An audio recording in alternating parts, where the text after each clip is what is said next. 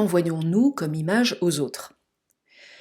Cette question, elle a émergé, parce que j'ai parlé à une amie qui me disait qu'elle avait eu une discussion un peu houleuse avec une amie à elle et cette amie lui a dit: «Mais toi, tu toujours, campé sur tes positions, tu as toujours des idées bien arrêtées et en fait tu es obtus». Et mon amie me partageait, sa stupéfaction et puis aussi sa tristesse parce qu'elle me disait: «Mais alors comment les gens me voient? Est-ce que je renvoie cette image de quelqu'un qui est obtus?»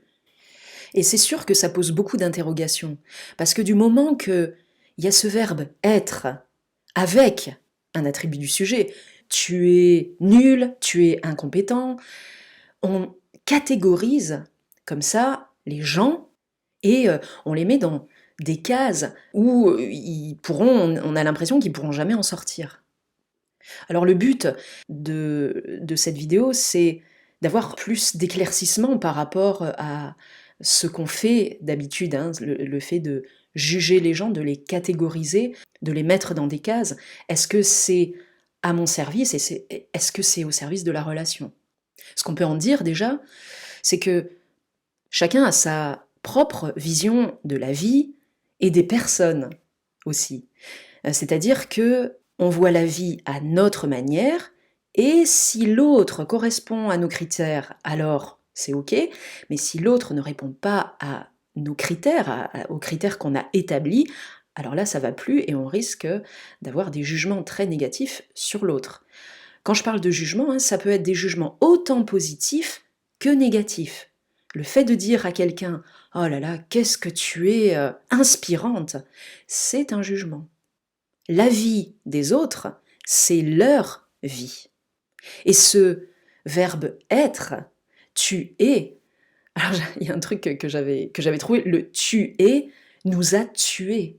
Parce qu'il nous fige comme ça, un petit peu comme des natures mortes, vous savez, des bouquets de fleurs en plastique. On catégorise les gens et on se dit, ils changeront jamais. C'est un petit peu tu es comme ça pour la fin des temps, jusqu'à la fin de tes jours. Donc c'est assez réducteur, ça donne une vision très absolue des choses, alors que la vie est beaucoup plus relative que ça.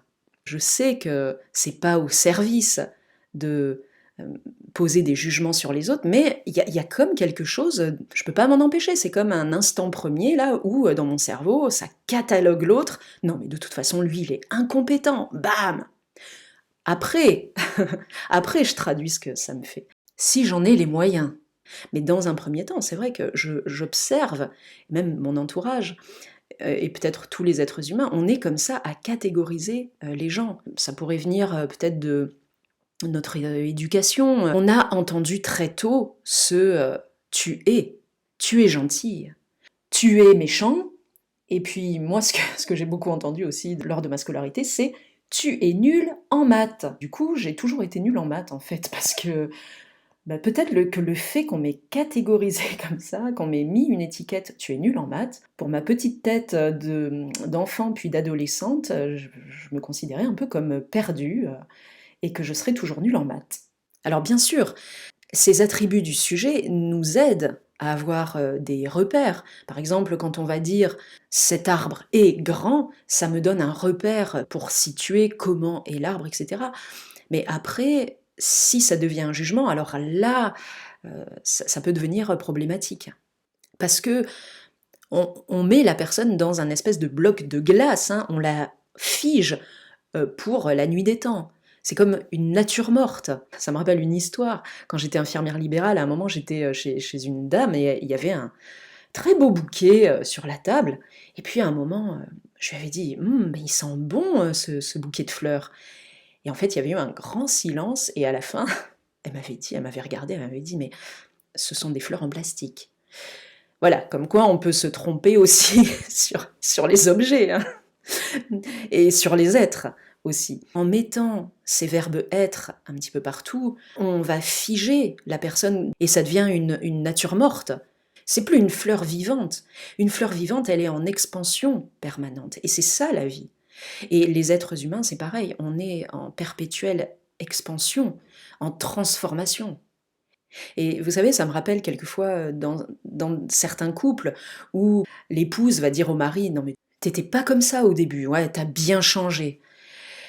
Et oui, j'ai fait une vidéo là-dessus, hein, sur, justement les relations amoureuses. On aimerait qu'elles soient figées pour l'éternité dans un bonheur absolu. Ce qu'il y a, c'est que, bah, non, et effectivement, on change, oui. Non seulement, la personne avec qui vous vivez change, mais vous aussi. Et c'est ça, on aimerait un petit peu, que les choses soient immuables, parce que ça nous apporte de la sécurité aussi. Parce que oui, des choses qui changent sans arrêt, des gens qui changent sans arrêt, ça peut être très troublant. C'est pour ça que peut-être on a ce besoin de catégoriser les gens, de leur mettre des étiquettes, parce que ça peut être rassurant aussi. Mais ce qu'il y a, c'est que si par exemple, je dis à quelqu'un: «Mais tu es incompétent», qu'est-ce qui se passe? Je ferme mon cœur. Pour moi, je suis persuadée qu'il le sera tout le temps.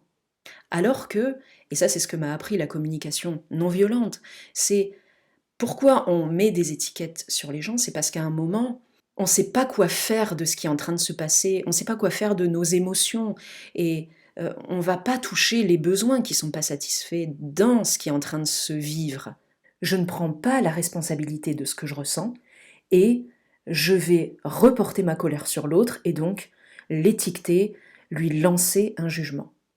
Peut-être au lieu de dire à l'autre mais de toute façon tu es con ou alors tu es incompétent, il y a toujours un temps où c'est le cerveau reptilien, c'est le cerveau de la survie et on balance un truc où on pense quelque chose. Donc c'est pour ça que peut-être dans un premier temps, c'est se taire, même si on a des jugements qui viennent, peut-être se taire et traduire après, quand j'ai un peu plus les moyens. Et quand j'ai un peu plus les moyens, bah, c'est de voir très objectivement ce qui s'est passé. Si par exemple je dis à mon collègue, mais enfin je pense que mon collègue est incompétent parce qu'il fait toujours des erreurs en préparant les piluliers, qu'est-ce qui s'est passé dans cette situation? 3 fois, sur, enfin depuis, je sais pas, peut-être depuis un mois qu'il est là, il a fait des erreurs dans le traitement. Et que pour moi, 3 fois, eh ben, je le catégorise comme toujours. Et donc, je vais dire, lui, il fait toujours des erreurs dans les piluliers, il est incompétent. Alors que, objectivement, d'autres fois, il aura fait les piluliers, il ne se sera pas trompé, mais moi, mon seuil de tolérance, 3 fois, c'est beaucoup, et du coup, je le catégorise en toujours. Quel est le moyen justement pour rouvrir mon cœur et pour voir, mais qu'est-ce que ça me fait? Je vais reprendre les étapes du processus de la communication non violente, qui sont les 4 étapes: observation dans un premier temps, puis exprimer mes sentiments, relier à des besoins, et enfin faire émerger une demande, à moi ou à l'autre. Donc qu'est-ce que je fais dans un premier temps? Je regarde de façon très factuelle la situation sans y mettre ni jugement ni interprétation. 3 fois, mon collègue s'est trompé lors de la préparation des piluliers. Depuis un mois qu'il est là. Qu'est-ce que ça me fait? Mais ça me met en colère, parce que je vois que moi je suis obligée à chaque fois de rattraper le coup et d'expliquer au patient que eh oui, il s'est encore trompé, blabla. Deuxième aspect dans la communication non violente, hein, les sentiments reliés aux besoins. Pourquoi je me sens en colère? C'est parce que j'ai des besoins qui ne sont pas satisfaits dans cette situation. J'aurais peut-être besoin de comprendre. Peut-être, ouais, j'aurais besoin de comprendre pourquoi il fait tant d'erreurs. J'aurais besoin de soutien aussi, parce que je vois que c'est pas soutenant pour moi quand il fait plein d'erreurs. Donc oui, j'aurais besoin de soutien. Et à partir de là, après, je pourrais lui faire une demande. Et ça me donnera peut-être plus de chance de ne pas mettre une étiquette sur son comportement. Je prends la responsabilité de ce que je vis et que je ne la reporte pas sur l'autre. Et là, on parle du jugement des autres, de mettre des étiquettes sur les autres, mais aussi on le voit beaucoup, hein, c'est nous-mêmes, on se met aussi des étiquettes. Et là, ça peut être le pire. Je prends cet exemple, hein, pendant longtemps, moi je me suis dit, je suis quelqu'un de fiable sur qui on peut compter, et je vois que ça me crée de la violence quand je ne pouvais pas répondre à, par exemple, une amie qui me demandait de l'aide, et j'avais pas le temps ou j'avais pas les moyens de l'aider, et je me culpabilisais, parce que je me disais, il faut que tu sois toujours là pour les autres. Et donc, je sortais le fouet, hein. Enfin, c'est une image, hein, mais je me flagellais parce que, en me disant: «Mais de toute façon, voilà, tu y arrives pas, t'es pas là pour les autres».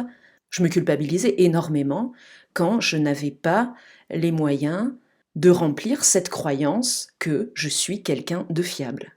C'est pour ça que cette notion d'absolu, je suis quelqu'un de fiable, eh ben, pas toujours. Et c'est ça, c'est cette relativité qu'il y a à prendre en compte.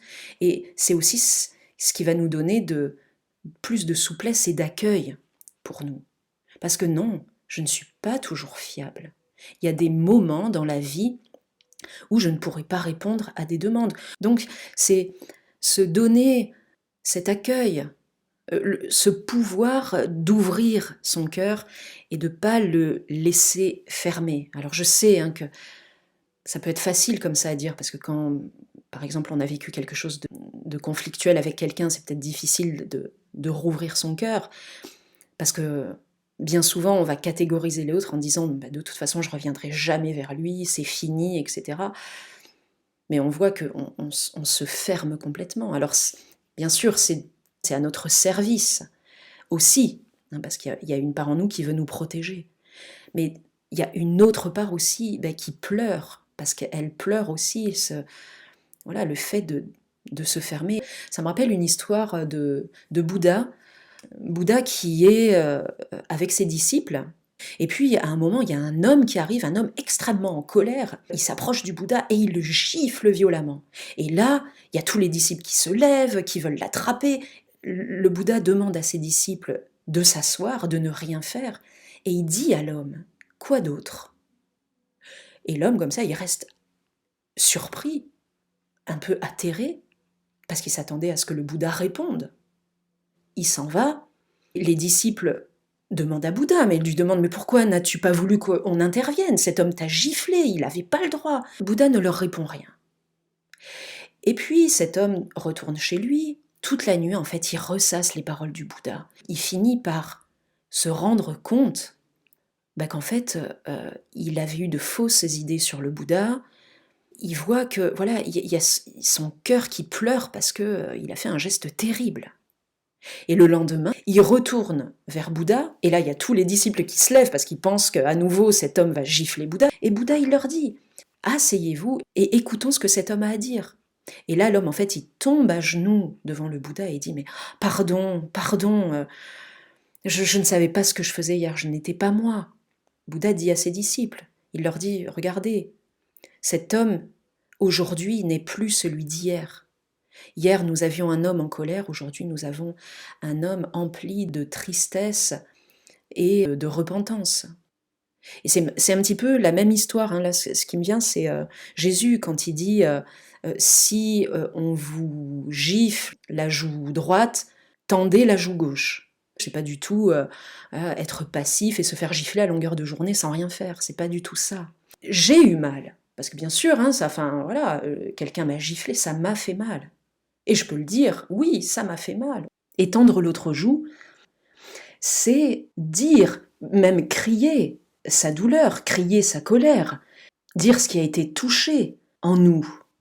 Hier, cette personne m'a giflé, mais aujourd'hui, une fois que j'aurai accueilli ce que ça m'a fait, hein, encore une fois, c'est pas ah, j'accueille tout et je tends l'autre joue de façon passive. Pas du tout. Hein.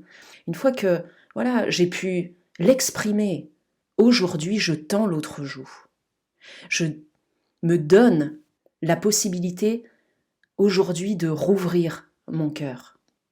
Et quand je vais tourner l'autre joue, je serai un homme nouveau ou une femme nouvelle, et celui aussi qui est en face de moi peut-être aura changé. Donc ces deux histoires mettent l'accent sur l'impermanence du monde et des êtres humains, et des êtres en général, hein, pour dire que nous sommes en perpétuelle transformation.